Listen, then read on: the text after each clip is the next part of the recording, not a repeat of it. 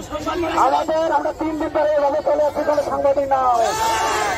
আমরা শান্তিপূর্ণ কর্মবিরতি দিয়েছি, কোনো ভাঙচুর করি নয়।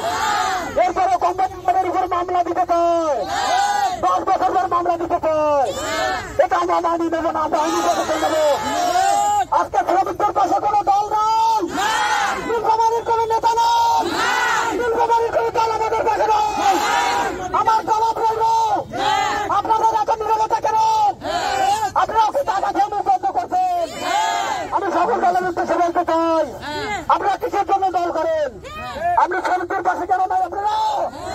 আমরা উত্তর চাই। আমরা শান্তিপূর্ণ কর্মবিরতি দিয়েছি, তারপরে আমাদের মামলা হামলা হয়, আমাদের উপর অন্যায় অত্যাচার হয়, আমার জীবনের হুমকি দেওয়া হয়। আমি যদি না থাকি, আমি যদি বলে না এর বিচার আপনারা করবেন। আমার উপর হুমকি দেয়, আমার উপর 10 বছর হলে মামলা হবে, 10,000 কোটি টাকার মামলা দিতে চাই। আপনারা তো সাথী আছেন। আমি কি কোনো অন্যায় করছি? আমার কি কোনো ভাঙচুর করছি? আমাদের দ্বারা কি কারো ক্ষতি হয়েছে?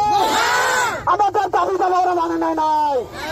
আমাদের দাবিগুলো খুব ছোটখাটো দাবি, তারপরে ওরা কিন্তু মানি নেয় নাই।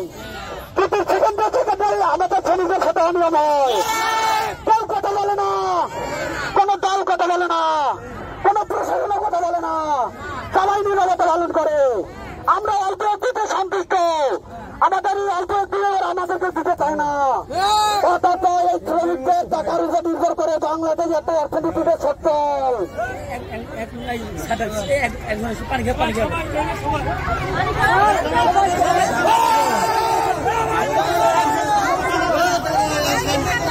একজন কোন সবাই যাবে না।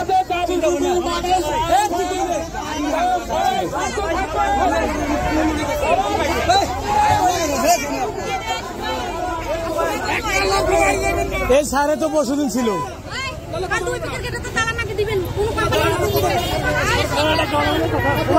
সবাই শুনবে স্যার, সবাই শুনবে।